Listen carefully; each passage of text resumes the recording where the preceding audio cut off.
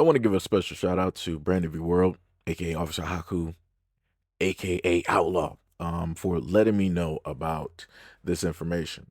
So in front of you, this is the White House. This is taking a snapshot of the White House government website. So if you want to fact check, go do the reading yourself. It says strengthening and unleashing America's law enforcement to pursue criminals and protect innocent civilians by the authority vested in me as president by the Constitution and the laws of the United States of America. It is hereby ordered. Section 1. Purpose and policy. Safe communities rely on the backbone of heroism of the tough and well-equipped police force. My administration is steadfastly committed to empowering state and local law enforcement to firmly police dangerous criminal behavior and protect innocent citizens.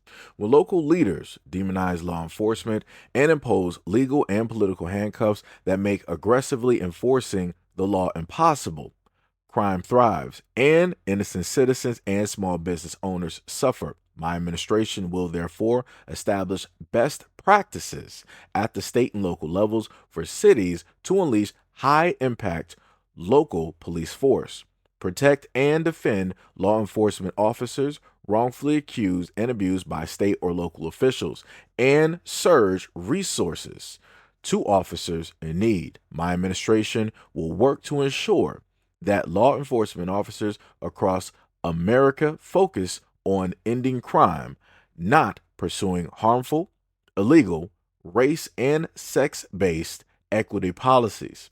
The result will be a law abiding society in which tenacious law enforcement officers protect the innocent, violations of laws are not tolerated, and American communities are safely enjoyed by all their citizens again. Section 2. Legal defense of law enforcement officers. The Attorney General shall take all appropriate actions to create a mechanism to provide legal resources and indemnification to law enforcement officers who unjustly incur expenses and liabilities for actions taken during the performance of their official duties to enforce the law. These mechanisms shall include the use of private sector pro bono assistance for such law enforcement officers. Section 3. Empowering state and local law enforcement.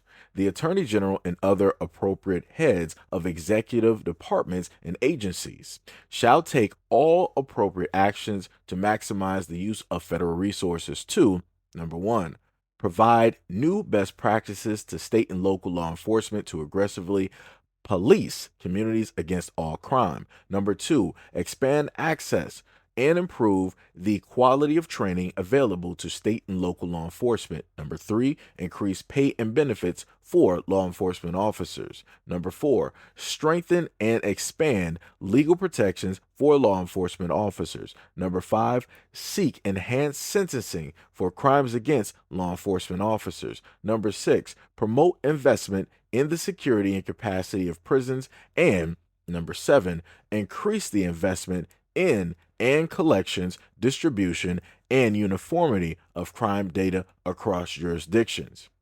B.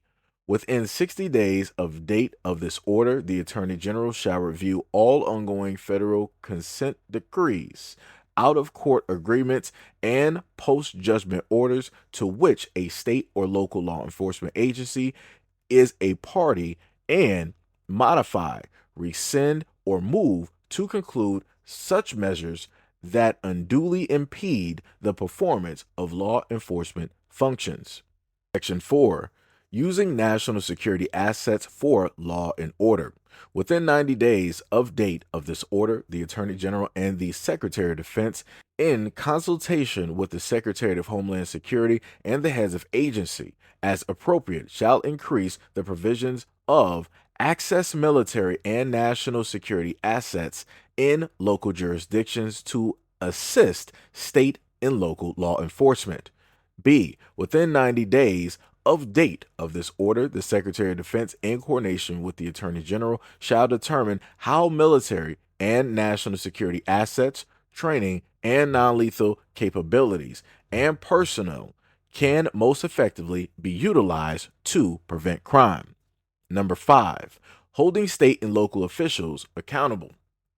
The Attorney General shall pursue all necessary legal remedies and enforce measures to ensure the rights of Americans impacted by crime and shall prioritize prosecution of any applicable violations of federal crime law with respect to state and local jurisdictions of whose officials a willfully and unlawfully direct the obstruction of criminal law, including by directly and unlawfully prohibiting law enforcement officers from carrying out duties necessary for public safety in law enforcement, or B, unlawfully engage in discrimination or civil rights violations under the guise of diversity, equity, and inclusion, initiatives that restrict law enforcement activity or endanger citizens.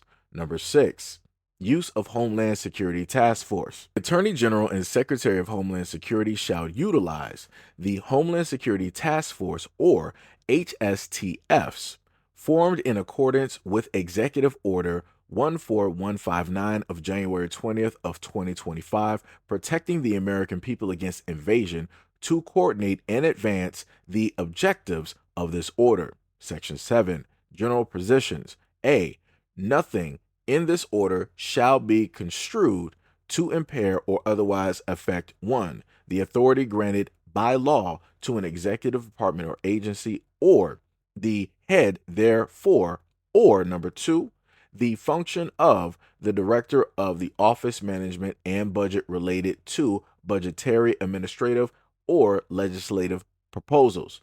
B, this order shall be implemented consistent with applicable law and subject to the availability of appropriations. C, this order is not intended to and does not create any right or benefit, substantive or procedural, enforceable at law or in equity by any party against the United States, its department, agencies, or entities, its officers, employees, or agents, or any other person. D, the Department of Justice shall provide funding for this order's publication in the Federal Register. I just want to say that I guess some people like to say a conspiracy theorist, or however it is that you want to frame it. For years, I told people that, hey, be very cautious about the United States government. Again, and this is me stating, I don't care if it's Democrat or Republican, Republican or Democrat. Be very careful of the United States government, because it will come to a point in time where they will enable the military to come directly out on the streets when you decide to protest. So this goes right back into what I stated about some time ago, where I specifically told black people, at least by way of my platform, that, hey, don't go out there and protest no matter what it is that they decide to do. Do not get emotional. Don't get stupid. Stay within logic, and always know that they have a plan for a plan for a plan for a plan. And this is that plan. This is why I clearly tell people, I don't care if you don't like an administration and you lost the vote and your favorite person is not in office. You better do your due diligence and pay attention, because they will pass. They will make new laws. They will put things directly in front of you, or they might hide them directly on the side, still within plain view, but they're trying to see if you're actually paying attention, and they'll do stuff just like this. So now, the next time when people decide that they want to go out there and protest, people are going to be looking crazy, because they're not going to understand the severity of their consequences. They're not going to understand how serious the United States government is at this moment in time. When they tell you, you better not protest, you better not protest. Because they will not only have the police out there, but they'll sick the military. And these are the people that everybody's like, oh yeah, we praise the military, this. Your own family is about to be used against you. Your own family, your own friends, your own relatives, co-workers are about to be used against you. And they have to follow orders. Just like they follow orders, quote unquote, over there in the Middle East, right? Just like they follow orders back during 9/11, right? Yeah. It's going to be the exact same orders. But let me just put this more into perspective.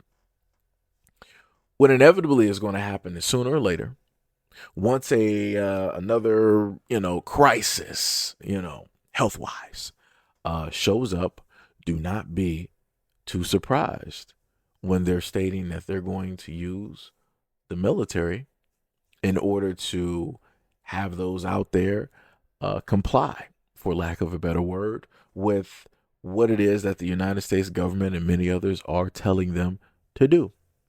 There's also some other steps that's going to happen after that, more than likely, but I've covered that previously, and especially, during a point in time, 2, 3, whatever years ago, I covered all of those in a lot of, videos, but, it be what it be.